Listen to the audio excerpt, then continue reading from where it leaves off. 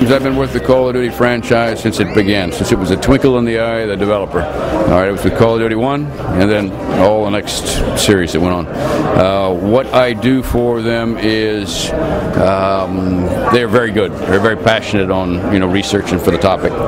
They go to the books. They've got the movies. They use that, but they haven't actually been on the ground with a weapon system. They don't understand the tactics the way it would talk. So I'm able to give the last little bit of fidelity on making sure the game is as close as possible to what you would hear, feel, sound like as a real soldier in a game. Have you ever struggled giving them advice on military tactics whilst trying to balance out the fact that you can't give too much away about the way military units operate? No, most of what I give is open source. Now, there's sometimes in the modern warfare thing you can't talk about some of the electronic warfare stuff we're doing now, and yeah, I just back off from it and say this is something you probably should not know about.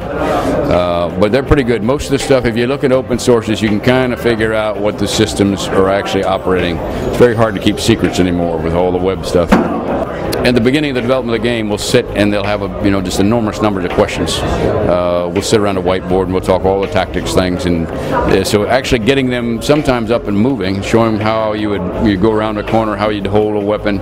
I'll do a little bit of that. Most of it's me showing them rather than them actually doing that.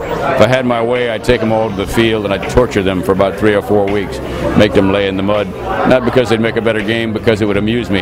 And but they hadn't had the time for that. They've always trying to get right to the game, make that kind of thing. So I do take them to the beach occasionally, make them run, make them do fireman's carries. How does that help make a better game? It amuses me, and therefore, when I'm amused, I think they make better games. Okay, now, you said that you've been with the franchise since the beginning. What are your thoughts on the way the franchise has evolved, starting at World War II, going into the future, now going back into a fictional conflict in the 80s/90s?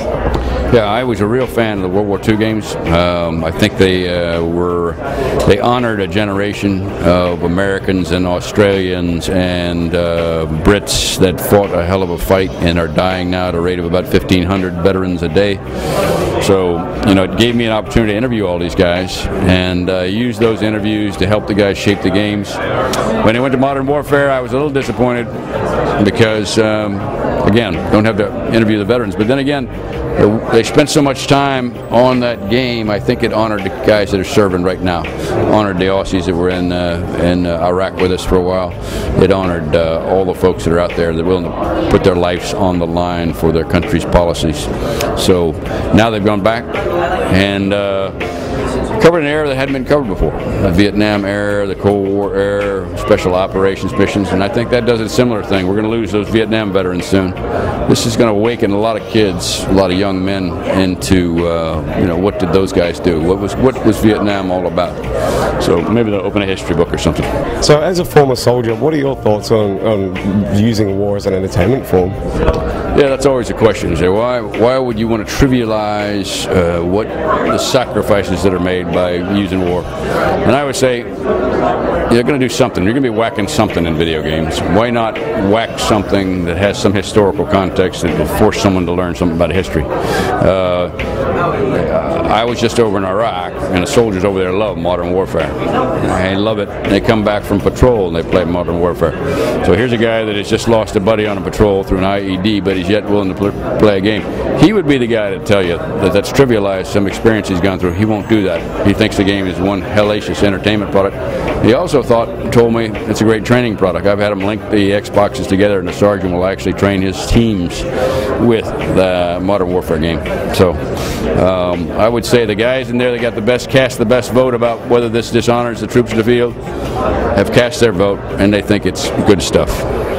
Okay, and what are your thoughts on the use of video games for military simulators? There are some more hardcore simulating games out there that the military do use. Do you think that has a place in Modern Warfare? Oh, absolutely. I mean, if you can save the ammunition, one single round of Javelin, I think, cost about $90,000 or some kind of phenomenal number. So you can't shoot a lot of those. So obviously, if you can get the same effect, looking down the scope, lining up a target, pushing the button, and train that way with a video game simulation, you're going to save a lot of money. It makes only sense. You're always going to have to get out and do things. People say, why can't you just train clear in the room with the video game? I said, Oh, you can, but you better get out there and do your timing, your routines, your magazine changeover for real, or you won't have it down. So it takes both. The game can help, but you always got to do it on the ground and rehearse it on the ground.